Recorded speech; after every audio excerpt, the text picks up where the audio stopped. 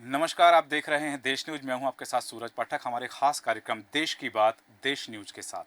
इस कार्यक्रम में हर बार हम आपको एक ऐसी शख्सियत से रूबरू कराते हैं जो सामान्य तो नहीं होती हैं, लेकिन उनकी समाज में जो उपादेयता होती है, जो उपयोगिता होती है, वो समाज के लिए एक पायदान स्थापित करते हैं और उनकी जो कार्यशैली है वो समाज को नई दिशा और दशा देती है और नया ज्ञान देती है। इसी कड़ी में आज हमारे साथ मध्य प्रदेश शासन के कुटीर उद्योग और ग्राम उद्योग मंत्री दिलीप जायसवाल जी हैं। आपका बहुत स्वागत है देश न्यूज में। स्वागत नमस्कार। जैसा कि हम देखते हैं कि मध्य प्रदेश शासन, कई बार बात होती है कि मध्य प्रदेश की सरकार आदिवासियों के लिए कृत संकल्पित है। मध्य प्रदेश की सरकार सर्वहारा वर्ग के कल्याण के विषय में सोचती है। मध्य प्रदेश की सरकार सभी के, अभी हाल में बजट भी आया है, बजट में अलग अलग विभागों के लिए प्रावधान किए गए हैं, अलग अलग वर्गों के लिए प्रावधान किए गए हैं। सबसे पहले तो मैं जानना चाहूँगा और दर्शकों की तरफ से भी ये प्रश्न है कि मध्य प्रदेश सरकार का विज़न क्या है? मध्य प्रदेश सरकार मध्य प्रदेश के लिए क्या करना चाहती है? मध्य प्रदेश सरकार डॉक्टर मोहन यादव जो सरकार की विजन बिल्कुल स्पष्ट है।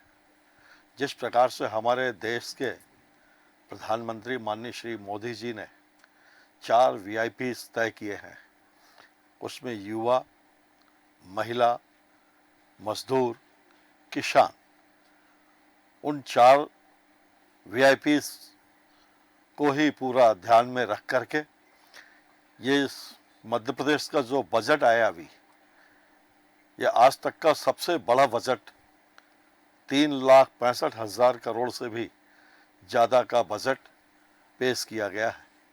इस बजट में हमारे देश प्रदेश के 7.5 करोड़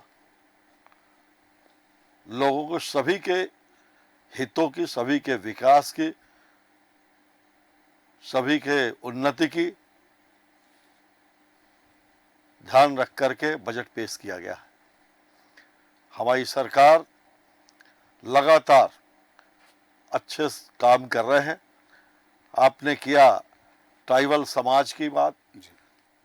ट्राइबल समाज के लिए पहली बार किसी सरकार ने अगर विचार किया है तो भारतीय जनता पार्टी की सरकार, जो उनके उत्थान और विकास के लिए, उनके स्वास्थ्य के लिए, उनकी शिक्षा के लिए काम कर रही है। हमारी सरकार ने तय किया है कि प्रत्येक ट्राइबल जिले में, माननीय मोहन यादव जी ने तय किया है कि प्रत्येक ट्राइबल जिले में एक हम आयुर्वेद मेडिकल कॉलेज खोलेंगे। साथ साथ हमारे ऐसे ट्राइबल क्षेत्र में, ग्रामीण क्षेत्र में हमारे माननीय मोदी जी व मोहन यादव जी के प्रयास से सीएम राइज स्कूल प्रारंभ किए जा रहे हैं। आज बताते हुए मुझे हर्ष हो रहा है कि एक सीएम राइज स्कूल 40 करोड़ की लागत से तैयार हो रहा है और उसमें हमारे गरीब बच्चे, गांव के बच्चे, आदिवासी बच्चे इंग्लिश माध्यम से, हिंदी माध्यम से अपनी पढ़ाई करेंगे। ये पहली बार मैं अवसर देख रहा हूँ कि उस विद्यालय में एडमिशन के लिए हमारे पास लोग सिफारिश लगाने आते हैं। ये सरकार की सबसे बड़ी उपलब्धि है। ये तो सरकार के स्कूल में, सरकारी स्कूलों में, संस्थाओं में कभी कोई सिफारिश लेकर नहीं आता। ये बहुत बड़ी उपलब्धि है। और इसी आधार पर अभी हमारे स्वास्थ्य विभाग के हमारे उप मुख्यमंत्री राजेंद्र शुक्ला जी, मुख्यमंत्री जी के निर्देश अनुसार प्रत्येक जिले में मेडिकल कॉलेज भी हो, लोग अच्छी स्वास्थ्य सुविधा मिले, उसके लिए पीपी मोड में वो प्रत्येक जिले में मेडिकल कॉलेज भी खोलने जा रहे हैं। यहाँ एक बात मैं करना चाहूँगा कि मैं 2006 के वो दिलीप जायसवाल जो जिलाध्यक्ष हुआ करते थे उन्हें जानता हूँ। मैं 2003 के वो विधायक दिलीप जायसवाल जी को जानता हूँ और 2008 के वो विधायक, जब आप पहली बार विधायक बनकर के सदन में आए थे, और 2023 के मंत्री दिलीप जायसवाल जी को जानता हूँ। इन तीनों में क्या फर्क समझ में आता है आपको? देखिए, वास्तविक रूप से अगर सच्चाई अगर आप मेरा जानना चाहेंगे जी, तो मैं जिस दिन राजनीति से जुड़ा, यानी राजनीति से जुड़ा के मेरे बचपन से मेरे को राजनीति के प्रति बड़ी रुचि थी जी। जब मैं स्कूल लाइफ में था उस समय भी अपने स्कूल की व्यवस्थाओं के लिए मैं हमेशा चिंतित रहता था। मैं जिस जगह पढ़ता हूँ, जहाँ मेरा जन्म हुआ बिजुरी में, वहाँ पर हमारे हायर सेकेंडरी स्कूल में उस समय 11th बोर्ड हुआ करता था, तो उसका एग्ज़ाम सेंटर हमारे शहर में नहीं था। उसके लिए हमें कोतमा जाना पड़ता था, बिजुरी से कोतमा। और उस ज़माने में ना होटल होते थे, ना धर्मशाला होते, तो बड़ी दिक्कत कठिनाइयों का सामना करना पड़ता था। मैंने अपने प्रिंसिपल उस समय आर.डी. जोशी जी थे, उनसे मैंने बातचीत किया और बोला यहाँ पर एग्ज़ाम सेंटर क्यों नहीं हो सकता, जबकि हमारे पास इंफ्रास्ट्रक्चर है, भवन है, सब कुछ है, तो आप इसके लिए लिखा पढ़ी करिए। उनसे बातचीत करके लिखा पढ़ी करवाए और जब वहाँ से डिमांड आया कि आपके इसके लिए कम से कम 50 बच्चे होने चाहिए और 1500 रुपया इसकी फीस है वो जमा करना पड़ेगा। तो मैं बताना चाहूँगा हमारे उस समय 35 या 36 बच्चे ही थे हमारे यहाँ। हमने बगल का एक स्कूल और था गांव में कोठी, वहाँ हमने जाके प्रिंसिपल से मिल करके उनसे सहमति लाई। उन्होंने कहा हमारे यहाँ 16 बच्चे हैं, अगर बिजली होगा तो मुझे ज़्यादा सुविधा होगी। उनसे भी लिखवा के लाए हमने।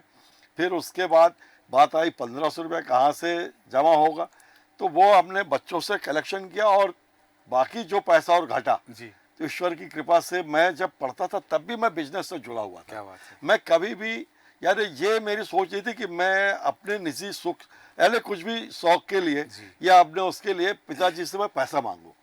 मैं कक्षा 9 का जब छात्र था जी, तब भी मैं तंबू लगा करके बाजार करता था, चावल का क्या व्यवसाय बात, करता था क्या मैं। बात है। और उससे जो पैसा बचता तो अपने उसमें खर्च करता था, घर पे भी जरूरत पड़े तो उनको भी देता मतलब था। नारा बाद में आया, आत्मनिर्भर आप पहले हाँ, से थे।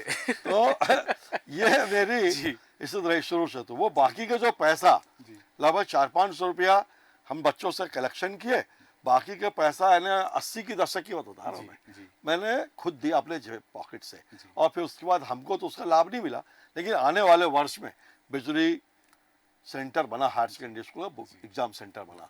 आज उसके कारण हमारे बच्चों को लाभ मिला उसके कारण आप से। दूसरी बार विधायक बनकर और आए। उसके जी, बाद से मैं लगातार बता रहा हूँ आपको, संघर्ष करता रहा लोगों के लिए। जब हम कुछ भी नहीं थे जी, तब भी, जब हमारे यहाँ दूर दूर तक कहीं पर भी ये नहीं था कि मैं कभी कोई एक पार्षद, नगर पालिका का अध्यक्ष, जी। जनपद में, जिला पंचायत में या विधानसभा में, लोकसभा में पहुंच सकता हूँ, कहीं भी नहीं था। जी। पूरा क्षेत्र हमारा ट्राइबल क्षेत्र था, उनके लिए आरक्षित था। जी, लेकिन फिर भी मैं मन में एक ही बात थी, जब मैंने 81 में भाजपा की सदस्यता लिया जी, तो एक ही बात थी कि नहीं, ये पार्टी सबसे अच्छी पार्टी है, राष्ट्रवादी पार्टी है, राष्ट्र के लिए कोई काम करता है तो एक ही पात्र पार्टी जो भारतीय जनता पार्टी है। और उससे जुड़ करके मेरे को एक ही मन में था कि अपनों को यहाँ से विधायक जिताना है, अपनी सरकार बनानी है। और सदस्यता लेने के बाद जब पहला इलेक्शन आया 84-85 का, लोकसभा विधानसभा का, उस समय के तत्कालीन प्रधानमंत्री श्रीमती इंदिरा जी की हत्या हुई थी, तो जिसके कारण उनके कांग्रेस के प्रति बड़ी सहानुभूति थी। और कांग्रेसियों के जिस प्रकार का घटनाक्रम था, जी, तो उससे लोगों में एक डर, टेरर भी था उनका, कांग्रेस का बहुत ज़्यादा, सहानुभूति के साथ साथ एक तरफा माहौल था। हम जानते थे कि हम हारेंगे, लेकिन कोई बात नहीं, हमने चुनाव लड़ा, जमानत जब्त हुई। लेकिन ये मेरे मन में संकल्प था कि अगला इलेक्शन जब भी आएगा वो हमारा विधायक जीतेगा। और मैं आपको बताते हुए मुझे प्रसन्नता हो रही है कि अगले बार 89-90 का जब चुनाव आया तो हमने अपने क्षेत्र से समझौते में चुनाव हुआ था, जनता दल के साथ में। जी, उसमें हमारे शहडोल जिला हुआ करता था, शहडोल जिले में 8 विधानसभा, 1 लोकसभा होता था। 1 लोकसभा, 3 विधानसभा जनता दल के खाते में गया था, 5 विधानसभा हमको आ रखे। जी, बिल्कुल। कोतमा विधानसभा भाजपा के खाते में आया। जी, और उसमें हमने छोटे लाल सिंह जी, स्वर्गीय श्री छोटे लाल सिंह जी साखी के थे, हाँ, उनको लड़ाया चुनाव। जनता दल वालों ने समझौता को तोड़ करके श्री जय सिंह मरावी जी, जो आज भाजपा में हैं, भाजपा से 6वीं बार विधायक है वो, जी, बिल्कुल। उनको लड़ा दिया था निर्दलीय। हाँ, लेकिन उसके बावजूद भी हमने जीतने में सफलता अर्जित की और उस जीत से भारतीय जनता पार्टी की मध्य प्रदेश में सरकार बनी। जी, बिल्कुल। ये आप दूसरी बार सदन में पहुंचे जी। और आपको एक बड़ी जिम्मेदारी दी गई, वो भी वो विभाग जिस क्षेत्र से आप आते हैं कि वहाँ ग्रामोद्योग की आवश्यकता है, वहाँ कुटीर की आवश्यकता है। तो कुटीर में रहने वाले लोग, क्योंकि कुटीर एक जो विभाग है और ग्रामोद्योग जो विभाग है वो सीधे जनता से जुड़ता है, बड़ी जिम्मेदारी आपको दी गई है। कैसे देखते हैं डॉक्टर मोहन यादव का विश्वास जो आप पर है, उस विश्वास को निभाने में आप अपने आप को कितना सफल पाते हैं? देखिए, कहने के लिए लोग अक्सर विभागों का जो बात करते हैं वो बजट से आकलन करते हैं। बजट हमारे इसमें बहुत कम है, लेकिन मैं समझता हूँ ये सबसे अच्छा विभाग, जिम्मेदारी अगर वाला, बिल्कुल। बहुत अच्छा काम करने के लिए सबसे बेहतरीन विभाग है। कम लागत में हम बहुत ज़्यादा लोगों को रोजगार दे पाते हैं इस विभाग के माध्यम से। बिल्कुल। सबसे ज़्यादा रोजगार का सृजन होता है इसमें। और ये विभाग जो है, हमारे आदरणीय मोदी जी व डॉक्टर मोहन यादव जी का सबसे प्रिय विभाग है और इसीलिए शायद उन्होंने मुझे चुना जी। कि इस काम को मुझे सौंपा है जी। कि इस काम में हम ज़्यादा से ज़्यादा लोगों को जोड़ करके उनको रोजगार से जोड़ पाएंगे बिल्कुल। और उस क्षेत्र पे हम लगातार काम कर रहे हैं और पूरा उसमें विभाग के लोगों के साथ में बैठ करके लगातार हम बात करते हैं। जैसा कि मोदी जी कहते हैं, हमारे जी। डॉक्टर मोहन यादव जी कहते हैं जी। लोकल फॉर वोकल, हाँ। तो ये हमारा उसी में आता है जी। सारा का सारा। बिल्कुल। और एक जिला एक उत्पाद, उसको कैसे हम उसको ब्रांडिंग दें, कैसे उनको ज़्यादा अच्छा मूल्य मिले, उसके लिए हम काम करते हैं बिल्कुल। और उनको सुविधाएं उपलब्ध कराएं। अगर उनके पास कोई सुविधा नहीं है, कोई मशीन की है, किसी भी प्रकार का है, तो वो हम सुविधाएं देते हैं। हम रेशम की खेती के दृष्टि से अगर देखें तो देश का सबसे पहला हमारा पचमढ़ी का हाँ। रेशम का सिल्क पार्क, जी, जो बिल्कुल। देश का पहला पार्क है, वो बिल्कुल। उसका जब माननीय गवर्नर साहब ने भी कहा। तो इस प्रकार मैं लगातार देख रहा हूँ और इस विभाग के माध्यम से हम रोज़ चर्चाएं करके और इसमें चाहते हैं कि लोगों को ज़्यादा से ज़्यादा अभी हमने बहुत जल्दी जी। हम उज्जैन में भी अपने एक वर्कशॉप डालने जा रहे क्या हैं, बात है। जहाँ पर भगवान की मूर्तियों के लिए वस्त्रों का भी निर्माण हम करने जा बहुत रहे हैं। सुंदर। ये भी हम कर बहुत जल्दी आपको बताना चाह रहा हूँ मैं, जैसे कि एक पेड़ माँ के नाम में हाँ, आज मोदी अभियान। जी ने जी। कहा है, जी। अभियान चला है। बिल्कुल। तो उसी के अंतर्गत हमारा जो विभाग है रेशम उत्पादन करने का, जी। रेशम उत्पादन भी हम करते, फिर धागे भी बनाते, फिर उससे हम साड़ी भी तैयार करते हैं, जी। कपड़े भी तैयार करते हैं और फिर उसको इस काम में गरीब लोग लगते हैं हाँ। और इसका उपयोग जो सबसे बड़े लोग हैं वो करते हैं। जी। तो इसके लिए हमारा विभाग अभी नर्मदापुरम में जी। लगभग 8-9 लाख पेड़ लगाने जा रहे हैं शहतूत के। क्या बात है। अभी हम एक ही स्थान पर जी। 55,000 शहतूत के पेड़ लगाएंगे। जैसा कि ये देखा जाता है सर्वाधिक कि हम वृक्षारोपण यानी पौधारोपण तो करते हैं, करोड़ों में करते हैं, लेकिन उनका फिर जीवित रहना, उनको सरवाइव कराने में लोगों की रुचि नहीं रहती। जी। खाली अपन पौधे लगाए, फोटो हाँ। खिंचाए, इतने लगाए और फिर उसके बाद मामला खत्म, फिर बाद में नहीं देखते कि हम वो पेड़ जी। है कि नहीं। बिल्कुल। और इसीलिए मोदी जी ने एक पेड़ माँ के नाम का दिया है जी। कि जब माँ के नाम से लगाएंगे तो मेरे माँ के नाम का ये पेड़ बिल्कुल। सरवाइव करे। हाँ। उसमें हर व्यक्ति का ध्यान भी रहेगा। बिल्कुल। और मैं बताना चाहता हूँ कि अभी हम 55,000 पेड़ जो लगाने जा रहे हैं नर्मदापुरम में, वो 55,000 पेड़ सरवाइव करेंगे और उसमें हम शहतूत के पेड़ लगा के रेशम रह करके उसमें हम रेशम को उत्पादन भी करेंगे। बिल्कुल। ऐसा हमारी योजना भी है। बिल्कुल अच्छी योजना है। आपने एक बात और कही कि वो जैसे ट्राइबल क्षेत्र जो होता है, हमने देखा है मध्य प्रदेश के वो खाद्यान्न कोदो कुटकी जिन्हें हम कहते हैं, इस तरह की जो चीज़ें हैं वो लगभग थोड़ा सा जितना जिस मात्रा में उत्पाद, क्योंकि वो लोगों का वही रोजगार होता है कि कृषि करते हैं, आपका भी मुख्य व्यवसाय कृषि ही है, और वो लोग कृषि करते हैं और उन अनाजों का बाजार में अच्छी कीमत मिले, इसके लिए सरकार की क्या योजना है। निश्चित तौर पर देखिए, कोदो कुटकी जी। कभी गरीबों का अनाज माना जाता था। जी। जब कभी सूखा अकाल पड़ जाता था तो बड़े लोग उसका उत्पादन करके रखे रहते थे, क्योंकि 10 साल 20 साल 25 साल ये अनाज खराब नहीं होता। हाँ। किसी वक्त तो उस अनाज को गरीबों को फिर उनके जीवन यापन के लिए बड़े लोग अपने खेत में काम कराते थे, तालाब में काम कराते थे, उनका पेट भरे उसके लिए उनको देते थे मेहनताना के रूप में। लेकिन आज वो कोदो कुटकी को जांच करने के बाद आया है कि वो कोदो कुटकी हर व्यक्ति के लिए सबसे श्रेष्ठ अनाज है। उसमें फाइबर की मात्रा काफ़ी है, शुगर फ्री है और आज उसकी कीमत को उसके लिए जानते हुए हमारे देश के नेता माननीय मोदी जी ने, आपने देखा होगा कि जब G20 का जी। हाँ। देश हाँ। में हाँ। सबमिट किया था, तो बिल्कुल। उसमें एक दिन उसका मोटे अनाज का, हाँ। है ना, बिल्कुल वही उन्होंने भोजन श्री अनाज व्यंजन जिसका, रखा था। हाँ। तो इसका उन्होंने डिनर भी दिया, सारे जी। मोटे अनाज से बना था। जी, बिल्कुल। उसको एक प्रकार से प्रमोट किया होगा। हाँ। और सबने इसकी बड़ी सराहना की और उसका क्रेडिट भी बढ़ाया और अभी प्रति कुंटल 1,000 रुपया अलग से उसमें बोनस भी देने की बात कही हमारी मध्य प्रदेश सरकार ने, बहुत यादव जी ने, माननीय हमारे मोदी जी ने।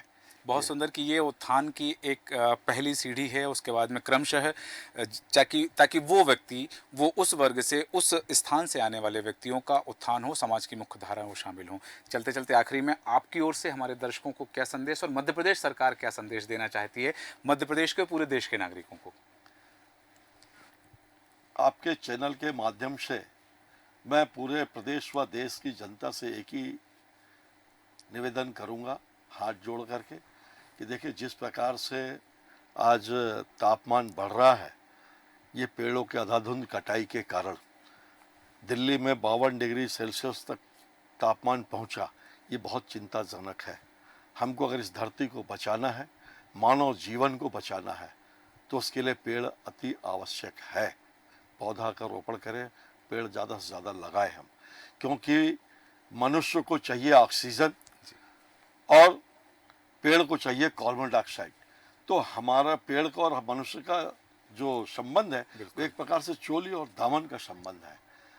तो इसलिए हर व्यक्ति, पेड़ हमको ऑक्सीजन देता है और हम जो छोड़ते हैं वो पेड़ लेता है। तो हर व्यक्ति से मैं इसके लिए आग्रह करूंगा कि मोदी जी के आह्वान व हमारे मध्य प्रदेश सरकार माननीय डॉक्टर मोहन यादव जी के आह्वान को सब लोग इसे स्वीकार करें, क्योंकि यह अभियान खाली सरकार के अभियान से, सरकार के ही दम पर पूरे नहीं हो सकते। इसमें हम सब की, प्रदेश की 7.5 करोड़ जनता व देश की 140 करोड़ जनता की सहभागिता होनी चाहिए। अगर 140 करोड़ जनता ये तय कर ले कि मैं एक पेड़ अपने गार्डन में, अपने बाउंड्री के अंदर, जहाँ पर भी हैं, जहाँ पर भी ऐसा कैंपस हो वहाँ पर लगाना तय कर ले। हम मॉर्निंग वॉक में जाते हैं, किसी वक्त जाते, उसको हम देख रेख करें, एक डब्बा पानी भी डालें, तो निश्चित तौर पर यह अभियान सफल होगा। और हमने कोरोना के समय में देखा है कि ऑक्सीजन के कारण किस प्रकार के लोगों ने जीवन खोया। उसमें गरीब और अमीर नहीं चला, सब लोगों ने जीवन खोया। तो इसके लिए हमको इस धरती को बचाना है, मानव जीवन को बचाना है। तो सभी लोग से मैं निवेदन करूँगा हाथ जोड़ करके कि आप लोग एक पौधा ज़रूर लगाए माँ के नाम। बिल्कुल, बहुत और इसी के साथ साथ मैं देश न्यूज़ के भी सभी अपने भाई जो हमारे साथ बैठे हैं उनको, और उनके साथ उनके सभी सहयोगी, कैमरामैन, वो सभी लोग जो बैठे हैं, उन सबको बहुत बहुत साधुवाद, धन्यवाद देखूंगा जो आज मुझे अपने अपने स्टूडियो में बुला करके मेरी आवाज़ को पूरे देश में पहुंचाया। इसके लिए आपको बहुत बहुत धन्यवाद। बहुत धन्यवाद। और जो बात कही कि सिर्फ पेड़ लगाना नहीं है, पेड़ लगाने के बाद उसे संरक्षित भी रखना है। और जैसा कि अभियान है एक पेड़ माँ के नाम, जैसा कि माननीय मंत्री जी ने कहा कि यह जो पेड़ है आप लगाएंगे तो इस पेड़ को बचाने की जिम्मेदारी भी आपकी है, क्योंकि वह पेड़ आपकी माँ के नाम का है। तो वह पेड़ जीवित रहेगा और वह जो समन्वय है वृक्ष और मनुष्य के बीच का, वह स्थापित रहेगा। बहुत उत्तम बात आपने कही। साथ ही मध्य प्रदेश सरकार की वह योजनाएं, मध्य प्रदेश सरकार का वह लक्ष्य कि समाज के अंतिम पंक्ति में बैठे हुए व्यक्ति तक भी सरकार की योजनाओं का लाभ पहुंचे, उसके लिए आप सदैव प्रयासरत हैं। इसके लिए आपका धन्यवाद। हमारे खास कार्यक्रम देश की बात, देश न्यूज के साथ में आप आए, आपका बहुत बहुत आभार। और अगली बार फिर ऐसी एक शख्सियत के साथ होगी आपसे मुलाकात। तब तक बने हैं देश न्यूज के साथ। नमस्कार।